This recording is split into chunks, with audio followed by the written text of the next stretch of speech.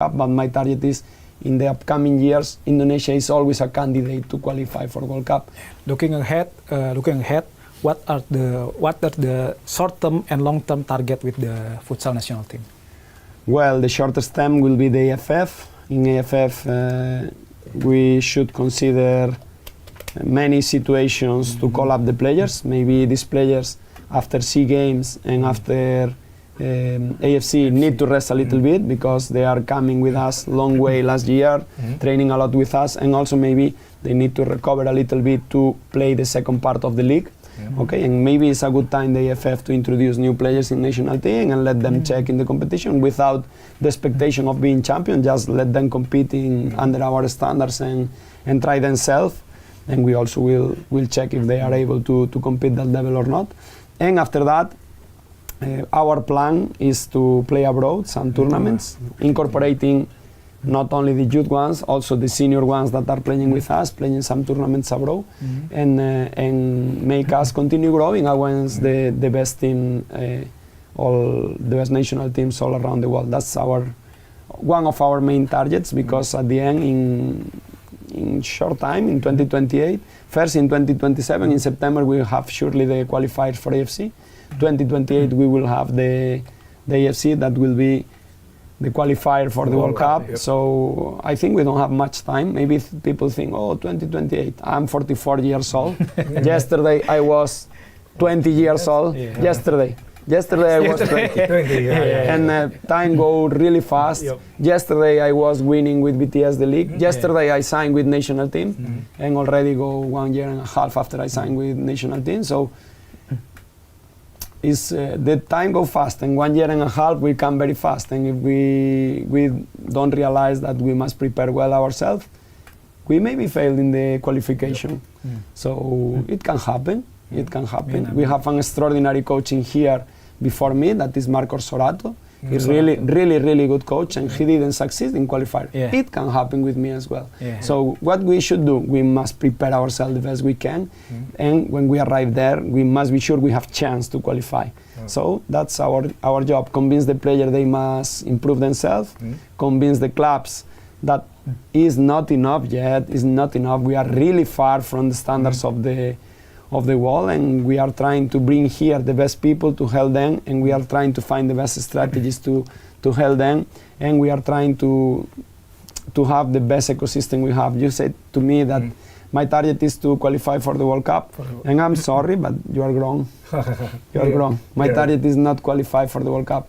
My target is to give a legacy for all Indonesian futsal, and the legacy is not about the national team. The legacy is about to have youth competitions with year schedule, good ecosystem in the league, because at the end my target is, okay, of course I would like for myself and for the team and for the player we have to qualify for World Cup, but my target is in the upcoming years, Indonesia is always a candidate to qualify for World Cup.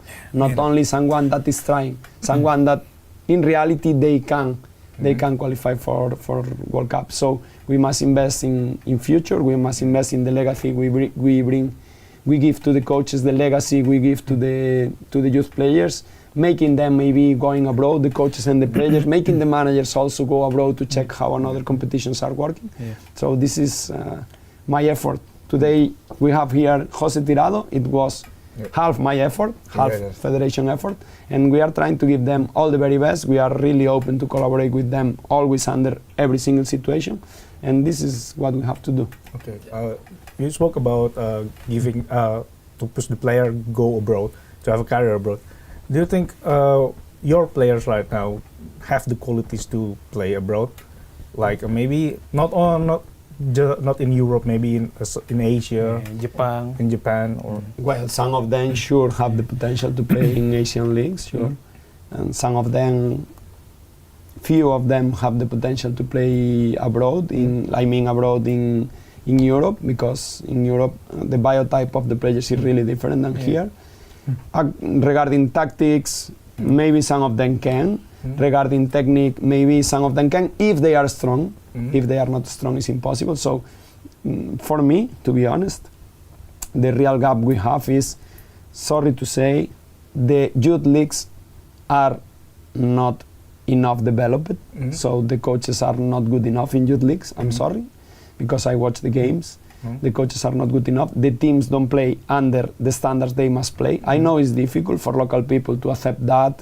I'm not blaming them. I'm saying that we must create the ecosystem that allow them to learn this and allow them to maybe join some club abroad, even they are in grassroots, or make someone from abroad that are experts in youth divisions, explaining them how they should prepare their players, etc. It's also true, another thing we must improve is facilities, because I can say this, and like our coaches are not good enough, but also our coaches are really good because they are training their teams under not the best conditions, with low salaries, with not good facilities. So maybe the ones that build facilities must be aware of they are not doing good enough. They are not creating the conditions.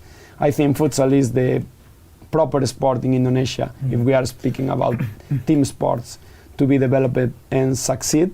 And what I know is we have a lot of basketball courts here that don't have the dimensions to play futsal, and that's, in my opinion, crazy. How can you invest in a big court that don't have the dimensions to play every single sport? Not only futsal, only handball, badminton, etc. So it's like, I cannot understand from my European mentality, I cannot understand how can you build facilities like that. And what I think is we must build facilities for everyone and must make everyone play our sport. And then once we have that conditions, the coaches, I'm sure, will be better because they will have the conditions to do it.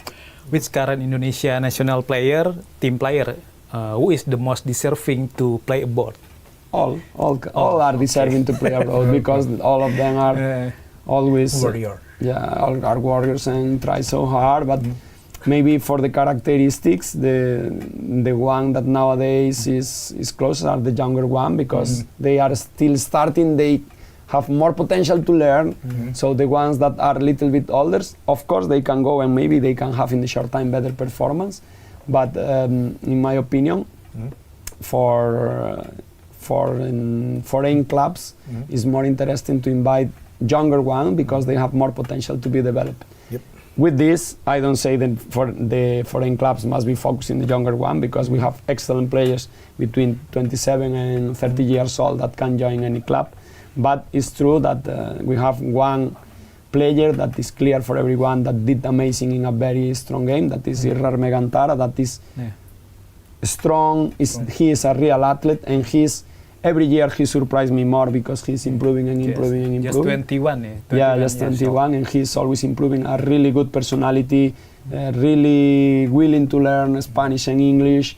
He's an athlete that is a role model for the next generations. If you are listening this and you are 14, 15, 16, 17, 18, I think you must follow Irrar Megantara, not in social media. No, you must follow him about his habits, how well he treats himself. You can see his body, and you can see how professional he is taking care about his sleeping time, about his gym time.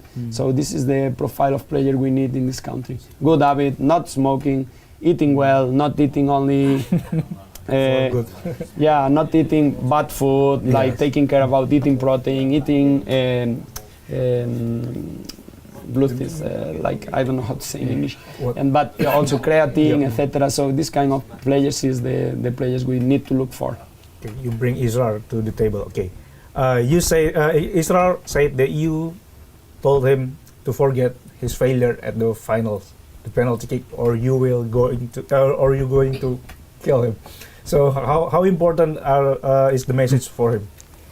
I don't know, you must ask him, no? But yeah, for me, Israel is a magnificent player. It's like someone that I bring to national team because I knew him from BTS and from Alus.